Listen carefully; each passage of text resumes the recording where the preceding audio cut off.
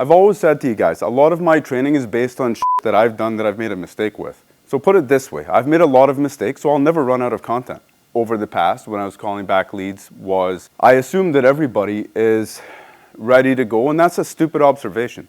We all know that. But at the beginning, when I didn't know any better, well, I didn't know any better.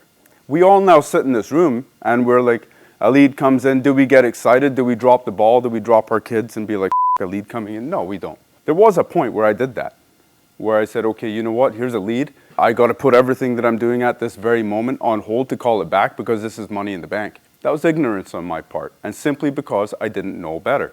What I really should have done is this. I should have approached it with a little bit of a different attitude, because my attitude came across in the call. And sometimes your attitude is what's going to push people away, or it's what's going to attract you. So you want to make sure that you're in the attraction business. So yes, relationships are based on trust, rapport, it's based on delivering value, and it's based on integrity.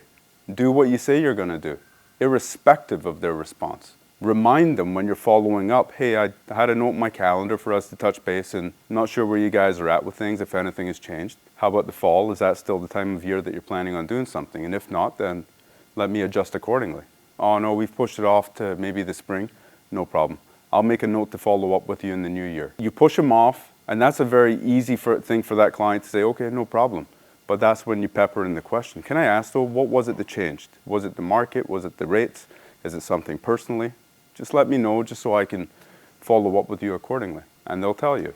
But they will only tell you if they trust you. If you come into that call like a bull in a china shop, you are not going to get a quality call. You're going to get enormous rebuttal, resistance, and basically you're just going to say, this lead isn't worth anything. Well, it wasn't worth something because maybe our approach was off. It's like going on a date and showing up with a wedding ring.